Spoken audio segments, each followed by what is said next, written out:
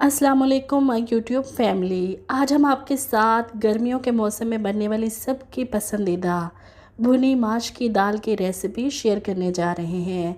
इंतहाई आसान और मज़ेदार, बिल्कुल ढाबा स्टाइल में ज़रूर बनाइएगा। मुझे अपना फ़ीडबैक ज़रूर दीजिएगा। चलिए शुरू करते हैं मज़ेदार सी रेसिपी।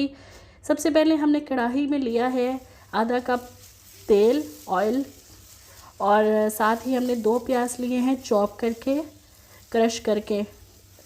हम इसको हल्का सा भून लेंगे ढककर, ताकि प्याज भी नरम हो जाए और इनकी भुनाई भी अच्छी सी हो जाए। तो ये देखिए इसका कलर हल्का सा चेंज हो चुका है, भुनाई भी हो चुकी है।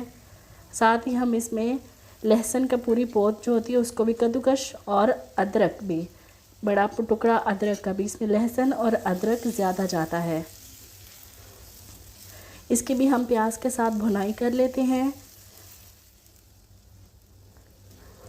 तीनों चीज़ों की अच्छी से भुनाई हो चुकी है। देखें प्यारा सा गोल्डन सा, लाइट गोल्डन सा कलर ले आए हम। इससे ज़्यादा हमने इसको ब्राउन नहीं करना। इसके बाद मैंने 2 अदद टमाटर कद्दूकश करके, देखें मेरे पास ऊपर वीडियो पे मैंने चलाया है कि ये हैंड जो कश करने वाला मेरे पास है, इससे मैंने ये सब कुछ कद्दूकश किया है।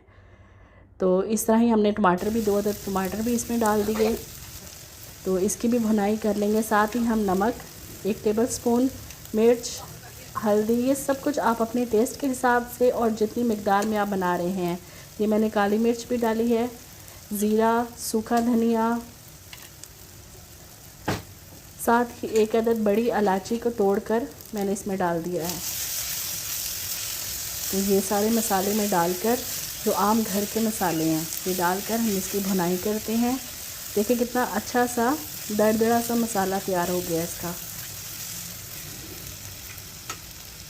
और साथ ही मैं इसमें आधा कप पानी डालकर इस मसाले को जो अच्छी तरह से, मतलब कि ये नरम हो जाए, ढककर थोड़ी देर के लिए रख दूंगी। चले जी, ये देखें पानी हमारा खुश्क हो चुका है, मसाला ज़बरदस्त सा भुना जा चुका है। थोड़ी सी और मज़ीद भुनाई कर लेते हैं। अब दाल जो है हमने आधा घंटा या 1 घंटा भिगो कर, फिर उसको हमने 10 मिनट प्रेशर कुकर में वेट लगाया था।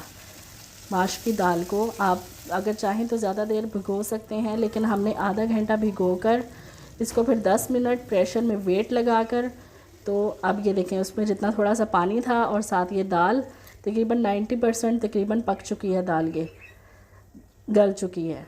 तो हमने ये इसमें मसाले में ऐड कर ली। साथ ही हम हल्का सा इसको, ये देखें, साथ भून लेते हैं। इंशाल्लाह दाल ना टूटेगी और ना ही ख़राब होगी।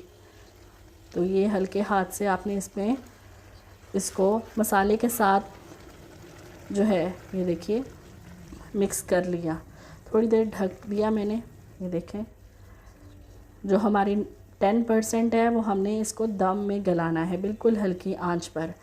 अब यहाँ पर मैं इसमें डाल रही हूँ थोड़ी सी काली मिर्च और साथ ही थोड़ा सा गरम मसाला। तो ये हरी मिर्चें साथ और हरा धनिया हम सारा कुछ डाल देते हैं। साथ ही थोड़ी सी करीम अगर आप डालना चाहते हैं, जिस तरह ढाबे वाले डालते हैं, करीमी दाल बनाते हैं, मैंने 1 चम्मच करीम भी ऐड की है। आप चाहें ऑप्शनल है, डाल सकते हैं, आपकी मर्ज़ी। इनको हल्के हाथों से दाल को अच्छी तरह से मिक्स कर लिया, और इसके बाद हमने इनको बिल्कुल दम वाली, जैसे चावलों को दम देते हैं, 15 मिनट तकरीबन दम पर रखना है। चलो जी, माशाल्लाह से ये देखें ऊपर से मैंने थोड़ी सी कसूरी मेथी डाल दी और हल्का सा नींबू निचोड़ दिया। बहुत ही अच्छा माशाल्लाह टेस्ट आएगा इसका। दाल बिल्कुल गल चुकी है, ऑयल बिल्कुल अलहदा हो चुका है। ये देखें माशाल्लाह कितनी मज़ेदार दाल है। ज़रूर ट्राई कीजिएगा, दुआओं में याद रखिएगा। इजाज़त दीजिए, अल्लाह हाफ़िज़।